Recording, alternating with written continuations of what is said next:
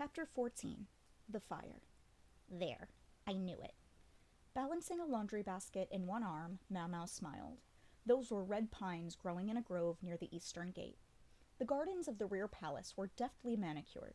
Once, each year, the dead leaves and withered branches were cleared out of the pine forest as well. And Mau Mau knew that a well-tended pine forest encouraged a certain kind of mushroom to grow. Right now, she held a small capped matsutake mushroom in her hand.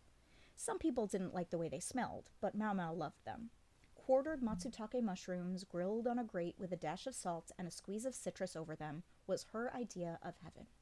It was a modest copse, but as she'd found a convenient cluster of the mushrooms, she put 5 of them in her basket. Should I eat them at the old fogey's place or in the kitchen? She couldn't do it at the Jade Pavilion. There would be too many questions about where she'd gotten the ingredients. They might not smile upon a serving woman admitting she had gathered the mushrooms herself from the grove. So Mau Mau went instead to see the doctor, the man who was so good with people and so bad at his job. If he liked matsutake mushrooms too, then all was well, and if not, she figured he would still be kind enough to look the other way. Mau Mau had by now completely ingratiated herself with a loach-mustached man. She couldn't forget to go by Xiaolon's place on the way. Xiaolon was an important source of information for Mau Mau, who otherwise had few friends. When Mau Mau had come back from Li Hua's residence, looking thinner than ever from the effort of helping the consort, the other ladies-in-waiting had undertaken to plump her up. On the one hand, Mau Mau was happy about this. It showed she hadn't fallen out of the ladies' good graces, despite having been with a rival consort almost 2 months. But on the other, it was nearly as frustrating as it was gratifying. She had a little basket that began to bulge with extra treats she received every time tea was served. Xiaolon, however, would never turn down something sweet. Her eyes would light up at the sight of whatever Mau Mau had brought her, and she would be more than happy to take a short break, munching on sweets and chatting Mau Mau's ear off in equal measure.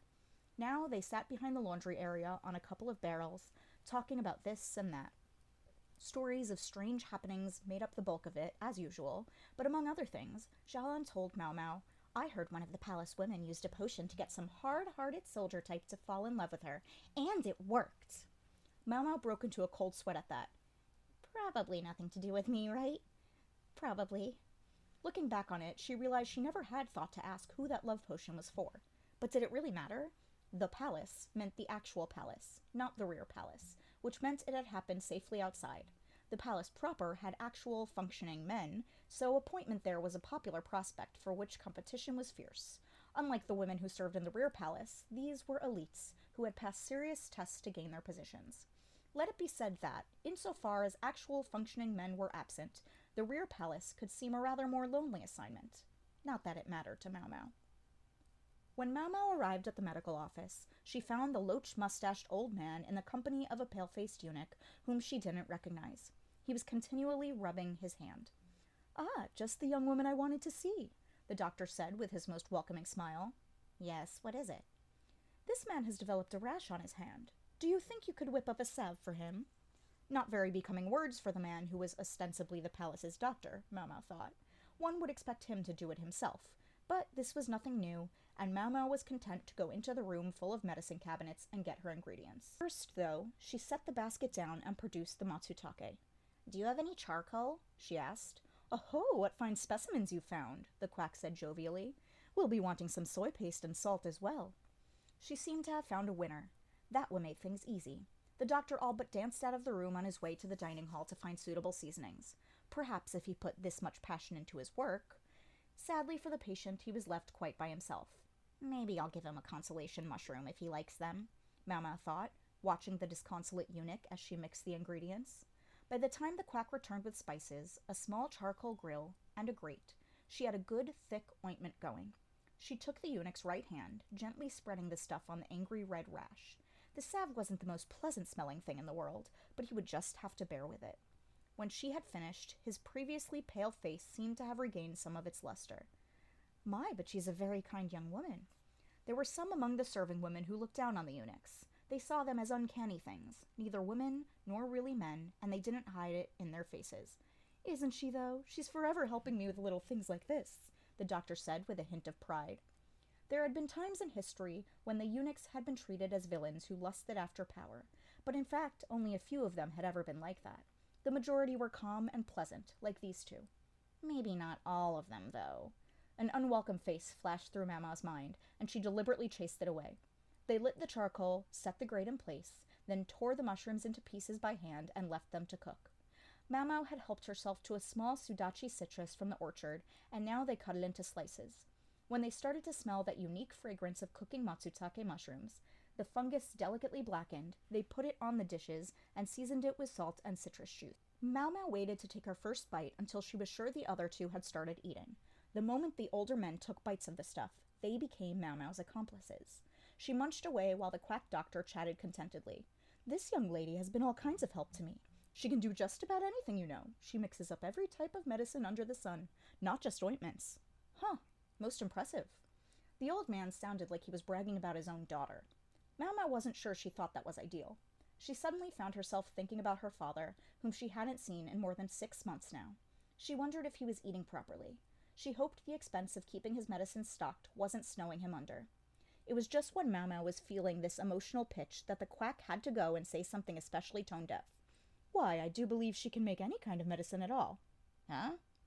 But before Mau could tell the old man to keep his hyperbole to himself, the eunuch sitting across from them said, "Any kind?" "Yes, anything you need." The doctor gave a triumphant little snort, which in Mau's mind only confirmed his quackery. The other eunuch looked at Mau with new interest. He had something on his mind, she was sure. "In that case, might you be able to make something to cure a curse?" He was rubbing his inflamed hand pathetically. His face was once again pale. It had happened the night before last. The last thing he did was always to pick up the garbage. He would gather all the litter and trash around the rear palace in a cart, then wheel it over to the western quarter, where there was a great pit where it would be burned. Typically, fires were not allowed after sunset, but as the air was damp and there was no wind, it was deemed safe and he was granted permission. His subordinates pitched the trash into the pit. He lent a hand himself, eager as he was to be done with the chore. Bit by bit they flung the stuff from the cart into the hole. Then something in the pile in the cart caught his eye. It was a woman's outfit. Not silk, but certainly of high quality. A waist to get rid of. When he held it up to inspect it, a collection of wood writing slips tumbled out. There was a noticeable burn mark on the sleeve of the outfit that had been cradling them. What could this mean? But he knew his job wouldn't be done any sooner for puzzling over it. He grabbed the wooden slips one by one and tossed them into the pit. "And then you say the fire blazed up in unnatural colors?" "That's right!" The old man's shoulders shook as if he found the very memory horrible. "And you say the colors were red, purple, and blue?" Mau asked. "Yes, that's what they were." Mau nodded. So this was the source of the rumors Xiaolon had reported to her that morning. Who knew something from the western quarter would make it all the way here? Apparently, it was true when they said that rumors among women traveled faster than a swift-footed skanda. "It's got to be the curse of the concubine who died in a fire here many, many years ago. It was wrong of me to set a fire that night. I know that now. That's why my hand got this way." The rash on the eunuch's hand had appeared after the incident with the fire. He was pale and trembling as he said, "Please, miss, make me a medicine that can cure a curse." The man looked at her beseechingly. She thought he might fling himself face first onto the reed mat. "There is no such medicine. How could there be?" Mama said coldly.